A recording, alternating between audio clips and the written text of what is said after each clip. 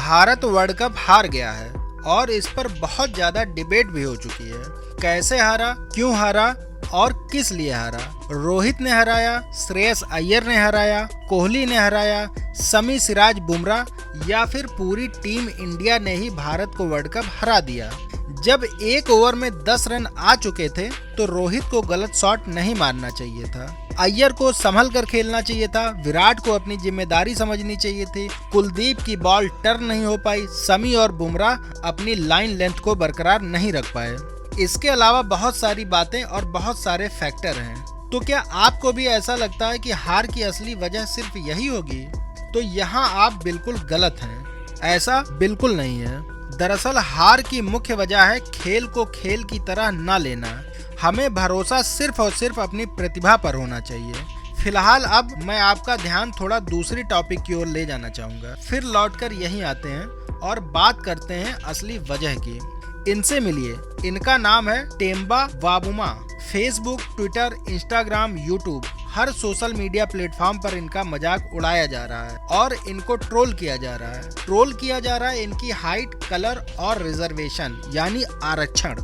दक्षिण अफ्रीका में नस्ल भेदभाव बहुत ज्यादा है, तो इस गैर बराबरी और काले गोरे के भेदभाव को दूर करने के लिए वहां की सरकार ने आरक्षण व्यवस्था लागू की, जिससे सभी को बराबरी का मौका मिल सके। ये बराबरी का मौका हर क्षेत्र में हो, इसके लिए गवर्नमेंट ने क्रिकेट में भी आरक्षण लागू कर दिया। इस आरक्षण नियम के मुताबिक साउथ अफ्रीकन टीम में कम से कम 6 अश्वेत खिलाड़ी होंगे और इन 6 में भी कम से कम 2 खिलाड़ी ऐसे होंगे जो अफ्रीकन मूल के होंगे, यानी अफ्रीका के मूल निवासी होने चाहिए। इन्हीं 2 खिलाड़ियों में एक हैं टेम्बा वावुमा। टेम्बा ने वर्ल्ड कप की 7 पारियां मिलाकर 2023 में कुल 17 वनडे मैच खेले हैं। इन 17 पारियों में 2 बार नाबाद रहते हुए 3 शतक और 2 अर्धशतक के साथ 782 रन बनाए हैं। इनका हाईएस्ट स्कोर 144 और स्ट्राइक रेट 89.25 रहा है। लोगों ने टेम्बा को ट्रोल करते हुए कहा कि आरक्षण की वजह से साउथ अफ्रीकन टीम सेमीफाइनल में हार गई।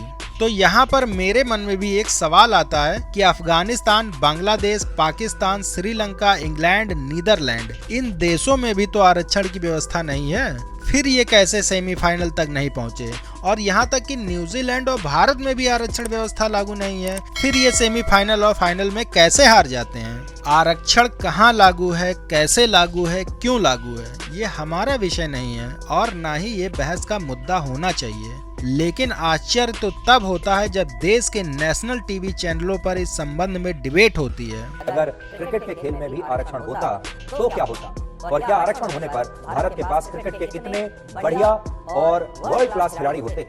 और आपको बताएंगे कि इस वर्ल्ड कप में खेलने वाली एक क्रिकेट टीम ऐसी है जिसमें खिलाड़ियों को आरक्षण के तहत ही स्थान मिलता है, यानी एक कोटे के तहत ही स्थान मिलता है, और इस टीम का नाम है दक्षिण अफ्रीका। तो चलिए अब आते हैं अपने मेन टॉपिक पर। पूरे देश में जश्न का माहौल था। हर तरफ सिर्फ और सिर्फ यही चर्चा हो रही थी कि टीम इंडिया ऑस्ट्रेलिया से अपना बदला लेगी और वर्ल्ड कप देश के नाम करेगी।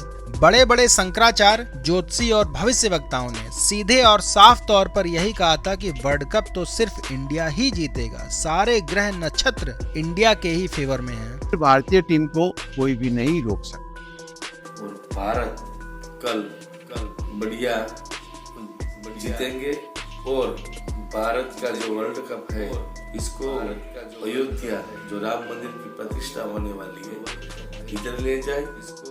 इस बार भारत के वर्ल्ड कप जीतने के जो अवसर हैं लगभग 100% है। कई जगहों पर हवन भी किए गए। ऐसे में टीम इंडिया और पूरा भारत निश्चिंत हो गया, क्योंकि हम तो अपने धर्म पर, अपने धर्म गुरुओं पर और अपनी आस्था पर विश्वास रखते हैं। हमारे मन में भी एक उम्मीद जग गई कि 12 साल बाद वर्ल्ड कप एक बार फिर हमारा हो जाएगा। हम ओवर कॉन्फिडेंस में आ गए और इसका सीधा असर पड़ा हमारे खेल पर। अति उत्साह में आप गलत शॉट खेलते गए और अपने विकेट गंवाते रहे।